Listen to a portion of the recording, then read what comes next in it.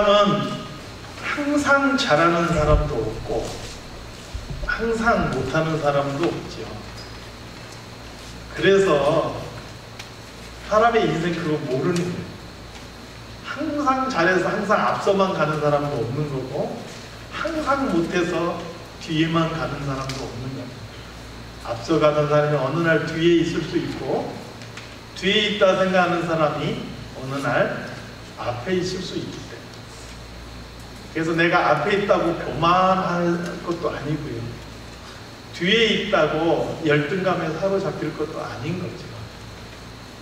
앞에 있을 때는 혹시 하면서 내 자신을 돌아보고 겸손해야 되는 거죠. 뒤에 있을 때는 나도 언젠가는 이런 소망을 가지고 열심히 노력해야 되는 거죠.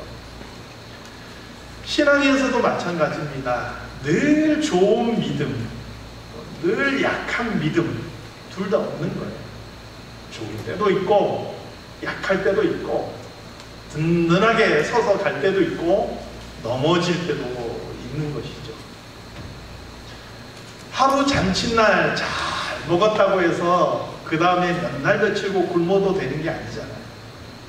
한 번 은혜 받고 내가 믿음 안에 딱 섰다고 해서 앞으로 모든 날 그렇게 된다라는 것은 보장이 되어 있지 않아요. 늘 그때그때마다 날마다 내가 하나님의 은혜를 받고 그 은혜 가운데 서야만이 되는 것인데, 내가 하나님 은혜를 받지 못하고 어떤 때는 약해질 수 있는 거예요. 신앙은 늘 우리가 갈팡질팡 흔들리고 넘어지고 다시 서고 그렇게 조금씩 자라가는 게 우리의 믿음이 아닌가 생각을 합니다. 그래서 저도 그렇지만 저는 교인들이 때로는 신앙이 흔들리는 것 같을 때도 야, 저 과정 지나면 또 얼마만큼 자랄까 그런 생각을 해보는 거예요. 나무도 자꾸 바람이 흔들려야만이 뿌리가 깊이 내리는 법이에요. 그리고 부족한 가지는 꺾어져 나가지만 튼튼한 가지가 살아남아서 열매를 맺는 법인 거죠. 이 모든 과정 속에서 한결같이 변함이 없으신 분은 우리 하나님밖에 없는 거예요. 사람은 언제 어떻게 변할지, 언제 어떻게 실패할지, 또 언제 어떻게 벌떡 일어날지 아무도 모르는 것이죠. 아브라함이 하나님의 부르심을 받고 나서 그가 머물러야 할 곳이 아닌 애굽에 내려갔다가 큰 실패를 맛보았죠. 그런데 이 실패를 계기로 해서 아브라함에게는 하나님을 체험할 수 있는 기회가 됐고 또 하나님을 향한 믿음이 조금씩 자라는 계기가 된 거예요. 그래서 롯과의 관계 속에서 아브라함은 기꺼이 자기의 이익보다는 조금 자기 이익을 내려놓고 롯에게 양보할 수 있는 마음도 생겨났습니다. 또 조카 롯을 구하기 위한 그 전쟁에서는 두려운 마음, 뭔가 그가 늘 용기 없이 자신 없어 하고 그래서 아내란 말 못하고 누이라 했던 그런 마음도 한편에서는 내려놓고 용기를 가지고 적과 싸울 수 있는 그런 믿음도 생겨났다는 거죠. 고린도전서 10장 12절에서는 우리에게 이렇게 말씀합니다. 그런즉 선줄로 생각하는 자는 넘어질까 조심하라. 그런즉 선줄로 생각하는 자는 넘어질까 조심하라. 자동차 운전하시는 분들 많이 이야기하죠. 언제가 제일 위험해요? 운전이 좀 익숙해졌을 때. 한 1년쯤 지나고 길도 보이고 운전대도 손에 익숙해지고 야, 내가 좀 이제 운전 좀 한다라는 마음이 들 때 괜히 엑셀레이터 밟는 발에는 신바람이 나잖아요. 그리고 괜히 건방도 좀 들어지잖아요. 그때가 제일 위험한 거예요. 내가 좀 할만하다 할 때 사고의 위협이 제일 크게 된 것이죠. 사람이 가장 교만할 때는 내가 가장 겸손하다라고 생각하는 그 순간이야. 사람이 넘어지는 것은 내가 똑바로 섰다고 생각하는 순간 넘어진다는 거예요. 사탄이 언제 강하게 역사하느냐?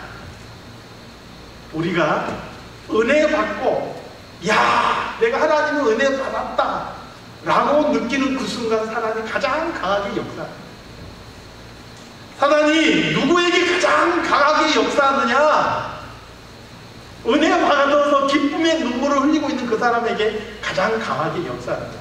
은혜 못 받은 사람 내버려둬도 어차피 내 편이에요. 예수 안 믿는 사람 내버려둬도 어차피 그것은 내 원대로 가는 사람이에요. 교회를 다녀도 은혜 못 받고 그 마음이 삭막한 사람 내버려둬도 내 앞자리 노릇하기 딱 좋아요. 그러면 사단은 누구를 공격하느냐? 은혜 받고 기쁨의 눈물을 흘리고 있는 그 사람, 바로 그 사람을 공격한다. 사단은 어디에서 가장 강하게 역사하는가? 교회 밖이 아니라 교회 안에서 가장 역사합니다. 교회 안에서 그것도 무엇보다도 예배 시간에 은혜 받을 수 없도록 사람의 마음속에 가장 역사합니다. 그래서 우리는 은혜 받았을 때, 은혜 받는 장소에 있을 때, 그때 가장 조심해야 돼요. 아브라함이 그런 거예요. 그가 뭔가 실수를 통해서 하나님을 알고 하나님의 그 능력을 깨닫게 되고, 그래서 하나님을 의지하는 법을 배웠고, 그 하나님을 의지해서 전쟁에서 승리했고, 그래서 뭔가 영광스러운 그 순간에 그의 마음속에 뭔가 방심이 생긴 거예요. 허점이 생겼던 거예요. 그래서 아브라함이 하나님을 알고 그 믿음으로 놀라운 체험을 했고, 야, 이게 믿음인가 보다. 야, 이렇게 살아가는 것이 하나님을 섬기는 것인가 보다. 이렇게 생각하는 그 순간에 그냥 발라당 넘어집니다. 그의 아내 사례가, 여보, 우리가 고향 땅을 떠난 지 10년이나 됐는데 하나님이 약속했던 자식은 태어날 기미가 없어요. 어차피 첩을 통해서 자식을 낳아도 당신 아들 아니에요. 하나님께서 꼭 그렇게 답답하게 꽉 맡기신 분도 아닐 거고, 어떻게 하든 당신의 씨만 나오면 되는 것 아니겠어.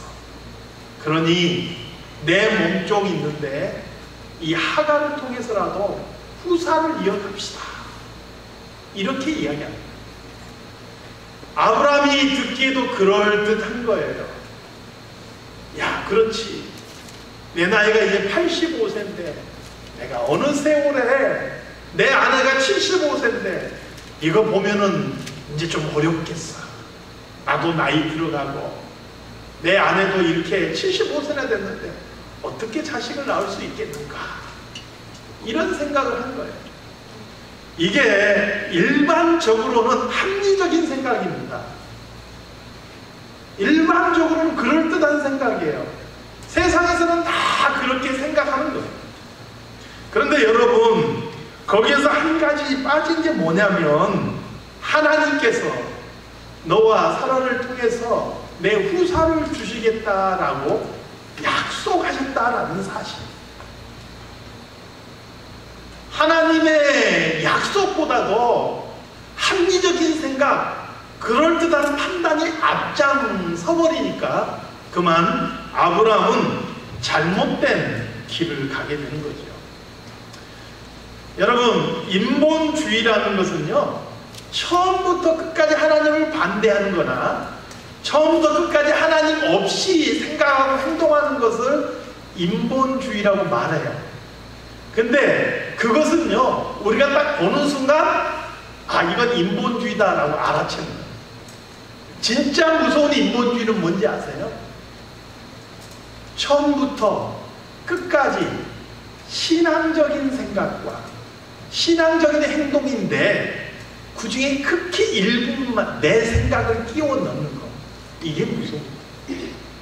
다 좋아요. 예배도 드리고 기도도 하고, 그러면서 결정적인 한순간에는 내 생각을 살짝 집어넣는 거예요.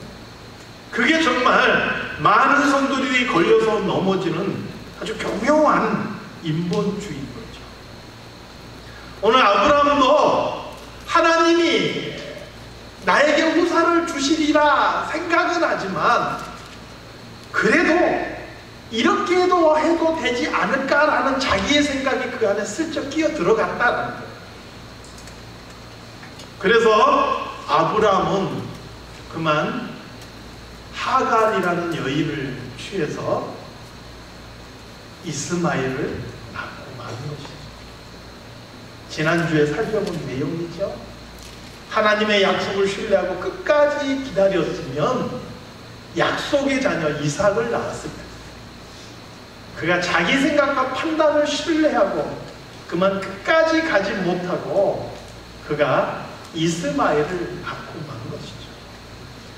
이제 내가 뭔가 신앙이 눈을 뜬 것 같아요. 이제 내가 뭔가 하나님 앞에 제대로 선 것 같아요. 그러다가 그만 넘어진 거예요. 여러분, 이건 누구라도 빠질 수 있는 함정이에요.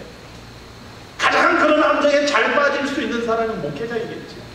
내가 누구보다도 성경을 잘 알기 때문에 누구보다도 하나님의 뜻을 더 잘 알아 하는 순간 넘어질 수 있는 거예요.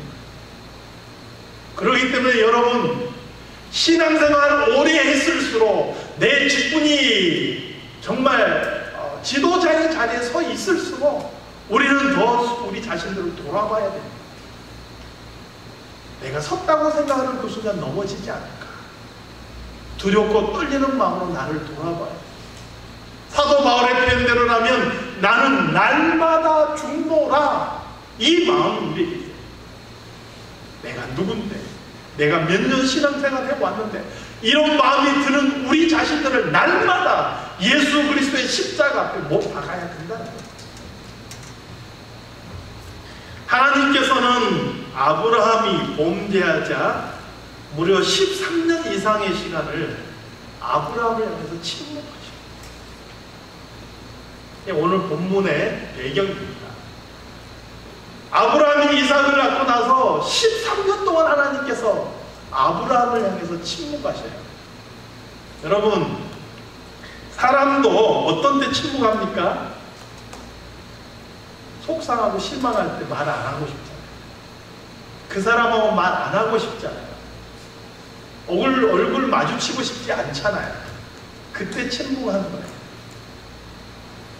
하나님께서 13년 동안 아브라함에게 침묵하셨다는 것은 아브라함의 그 선택의 모습이 하나님께서 그만큼 속상하신 거예요. 너 왜 그러니? 하나님의 마음이 13년의 침묵 속에 고스란히 담겨 있는 것을 보게 되죠. 한편에서 하나님의 침묵은 아브라함에게 가장 큰 고통이요, 벌이 되었습니다. 여러분, 자녀들이 정말 부모를 무서워하는 것은요, 매를 때리는 것보다 부모가 자녀들을 외면하고 그 고개를 돌려버리는 모습이 더 두려워하는 거예요. 매는 그 순간 아프고 마는데요, 부모님이 나를 향해서 얼굴을 돌려버린다. 그리고 도무지 나에게 말을 하지 않아요. 그러면 밥을 먹어도 체할 것 같고 잠을 자도 잠이 오지 않는 거예요. 이게 얼마나 두려운 벌인지 몰라요. 자녀들이 어리면 어릴수록 그런 부모님의 모습에 더 크게 고통스러워하는 거죠. 하나님께서 침묵하시는 그 순간이 아브라함에게도 얼마나 고통스러웠을지를 생각해 보게 됩니다. 죄는요, 하나님의 마음을 아프기도 하지만 그 죄가 우리 자신들도 고통스럽게 한다는 사실을 기억하시기 바랍니다. 시편 27편에 보니까 다윗은요, 1절 말씀에 여호와는 나의 빛이요 나의 구원이시니 내가 누구를 두려워하리까? 여호와는 내 생명의 능력이시니 내가 누구를 무서워하리까? 이렇게 노래합니다. 군대가 나를 둘러 진칠지라도 나는 두렵지 아니하며 전쟁이 일어나 나를 치려 할지라도 나는 여전히 태어는 아니었다. 이게 다윗의 마음이었어요.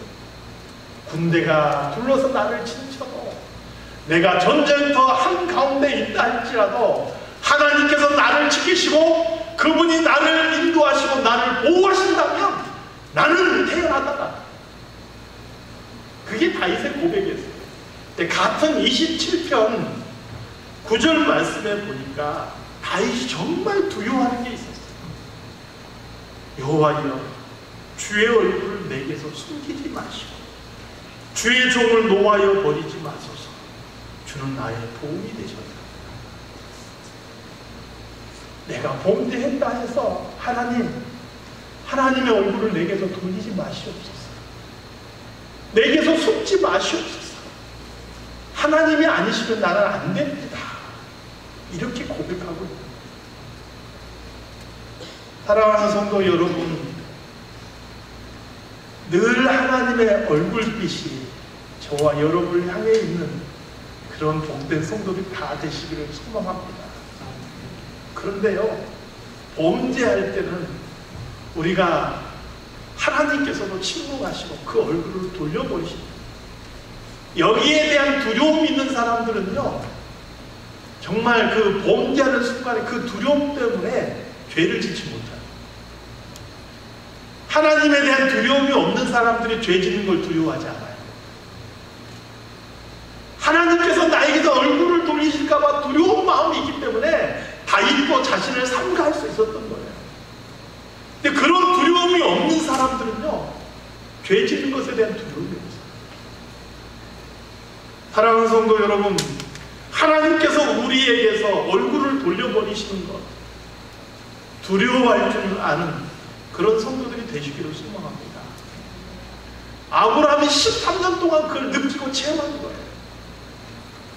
하나님께서 13년 만에 아브라함에게 나타나셨어요. 그리고 하신 첫 번째 말씀이 뭐예요? 아브라함은 99세 때 나타나서 하신 첫 번째 말씀이 나는 전능한 하나님이다. 너는 내 앞에서 행하여 완전하라. 이 말씀을 하셨어요. 여러분, 오랜 시간 대화를 안 하고 계시다가 딱 나타나셔서 하신 첫 번째 말씀이 뭐라고요? 아브라함아, 나는 전능한 하나님. 너는 내 앞에서 행하여 완전하라. 이렇게 말씀하셨다. 아브라함이 하나님을 끝까지 신뢰하지 못한 것은 하나님의 능력, 전능하신 하나님을 신뢰하지 못했다는 것이죠. 내가 나이 들어가고 내 아내가 나이 들어가는 것, 이것은 객관적인 상황이요 현실입니다. 그런데 아브라함은요, 하나님의 전능하심보다는 내 눈앞에 펼쳐져 있는 그 현실과 그 상황에 초점을 맞췄던 거예요. 그러다 보니까 하나님을 놓치고 상황에 따라 판단을 내렸다는 거예요. 오늘 우리 성도들 잘 기억하시기 바라요. 우리가 전능하신 하나님을 확실하게 믿고 우리의 눈을 그분에게 초점을 맞출 수 있다면요, 우리는 환경과 상황에 관계없이 하나님을 신뢰하고 나갈 수 있어요. 그런데 우리의 눈이 우리의 상황이나 우리의 형편에 초점이 맞춰지면요, 하나님을 잊어버려요. 잘못된 선택을 하는 거예요. 제가 잘 인용하지만 우리가 베드로를 보십시오. 베드로가 보니까 예수님께서 바다 위를 걸어서 오시는 거예요. 제자들이 처음에는 유령인 줄 알았어요. 어떻게 사람이 바다 위를 걷는단 말이에요. 그런데 여러분, 전능하신 하나님, 성자 하나님이신 예수님께서는요, 모든 자연 만물을 다스리시고 그 위에 계신 분이에요. 능히 바다 위를 걸어오실 수 있는 분이죠. 그 주님을 보니까 베드로의 마음속에 뭔가 굉장한 감동이 일어났던 거예요. 주님, 만일 주님이시라면 나를 명해서 오라 하십시오. 주님께서 말씀하셨어요. 오라. 베드로가 그 주님의 말씀만 듣고 그냥 뛰어내렸어요. 그리고 인류 최초로 바다 위를 걸은 인물이 됐어요. 주님 보고요, 주님 말씀 듣고요, 그 말씀대로 뛰어내렸더니 바다 위를 걸었단 말이죠. 그런데 걷다 보니까 그의 눈에 무엇이 들어왔습니까? 거센 물결이 들어왔어요. 불어오는 그 바람에 따라서 거세게 일어나는 그 물결이 그의 눈에 들어온 거예요. 그 순간 베드로는 주님을 잃어버렸어요. 바람과 물결을 보고 두려운 마음이 들어요. 그 두려운 마음이 들자마자 그는 그 바다 가운데 빠져드는 모습을 보게 됩니다. 사랑하는 성도 여러분, 바로 이겁니다. 우리가 믿는 하나님, 전능하신 하나님이세요. 그분이 우리를 얼마만큼 사랑하시느냐, 독생자 예수 그리스도를 우리를 위하여서 주시기까지, 기꺼이 예수 그리스도를 십자가에 못 박혀 피 흘려 죽게까지 그렇게 하시면서까지 우리를 사랑하시는 분이에요. 전능하신 하나님이 우리를 사랑하셨고 우리를 구원하셔서 그분의 자녀 삼아 주셨다는 거예요. 그리고 무수히 성경에 그렇게 약속해 주셨어요. 세상 끝날까지 우리와 함께 하시겠다고 약속해 주시고 무엇이든지 구하는 대로 주시겠다 약속하셨어요. 너희 중에 악한 자라도 그 자식에게 좋은 것으로 줄 줄 알거든. 하물며 하늘에 계신 너희 아버지께서 구하는 자에게 좋은 것으로 주시지 않겠느냐 약속도 해주셨어요. 그런데요, 우리가 이 하나님을 보지 못하고 그저 내 힘이 이게 안 되는데, 내 형편과 처지가 이게 아닌데, 세상은 그게 아닌데, 여기에 초점을 맞추는 그 순간 우리는 세상 속에 빠져드는 거예요. 아브라함이 바로 그랬던 거예요. 그래서 하나님께서 13년 만에 나타나셔서 아브라함에게 말씀하신 겁니다. 아브라함아, 나는 전능한 하나님, 너는 내 앞에서 행하여 완전하라. 이렇게 말씀하신 것이죠. 다시 정리를 해봅니다. 여러분, 우리가 하나님을 바라보면 우리 환경과 형편에 관계없이 우리 하나님께서 능히 이루실 것을 믿는 믿음이 생깁니다. 환경을 바라보는 순간 잊어버립니다. 그리고 내 생각대로 판단하고 행동하다가 뒷감당 누가 하게 돼요? 뒷감당 내가 하게 돼요.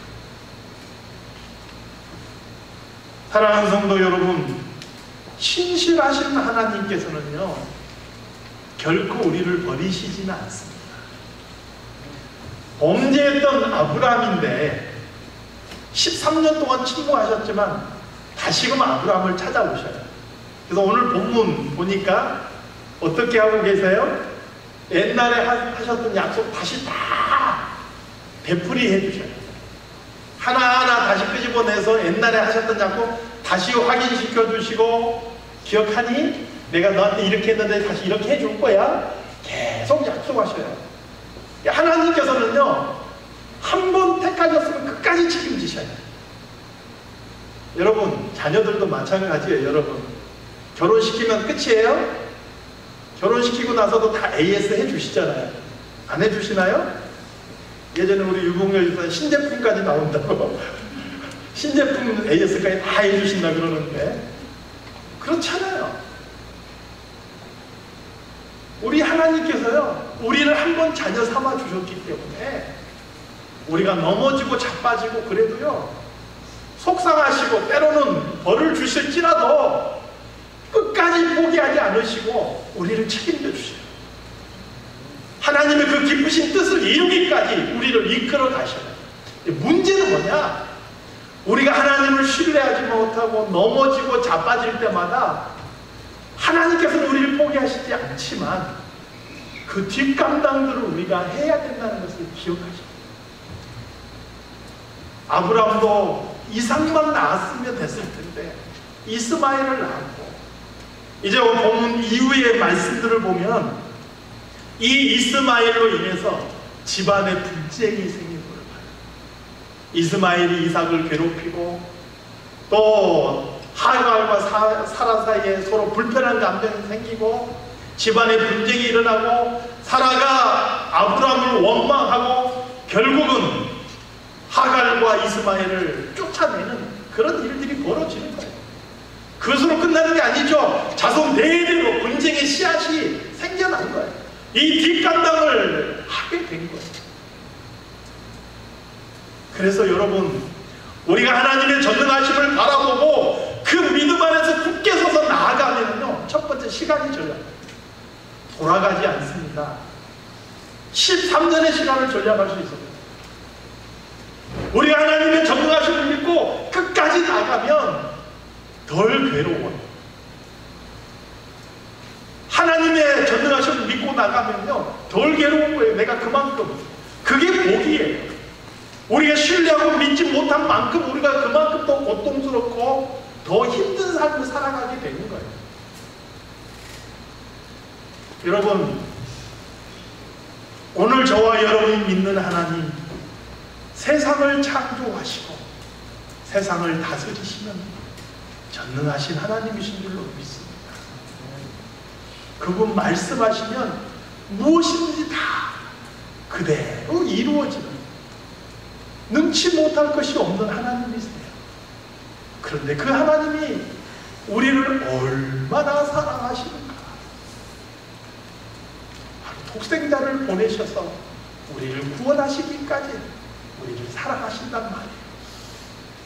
그래서 우리는 우리 인생의 어떤 순간에도 어떤 갈림길에 서 있다 할지라도 그 하나님을 바라보고 신뢰해야 돼요.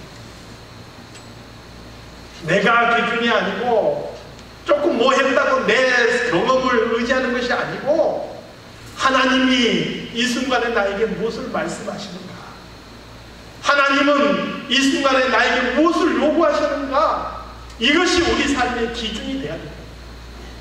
그러지 않고 우리가 내 생각이나 내 판단이나 또 상황과 형편이 내 눈에 들어오기 시작하는 그 순간 우리는 실족해서 넘어지는 것이고 뒷감당만 우리 앞에 다가오게 되는 거죠.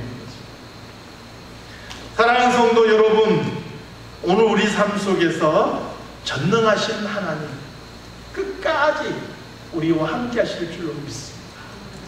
우리도 그 전능하신 하나님을 충성되게 믿음으로 따르고 섬기는 복된 성도들이 다 되시기를 주님의 이름으로 축원합니다. 하나님 아버지,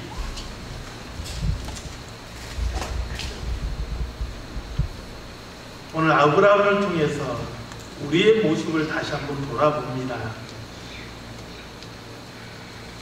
우리가 세상을 바라보고 환경을 바라보다가 내 판단과 내 경험을 신뢰하다가 전능하신 하나님을 놓쳐버리는 어리석은 선택을 하지 않도록 하나님 저희들을 지켜주시옵소서.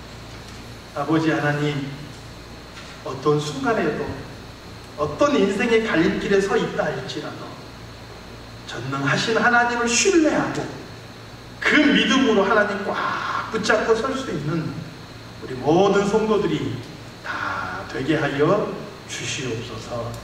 거룩하신 예수 그리스도 이름으로 기도드리옵나이다.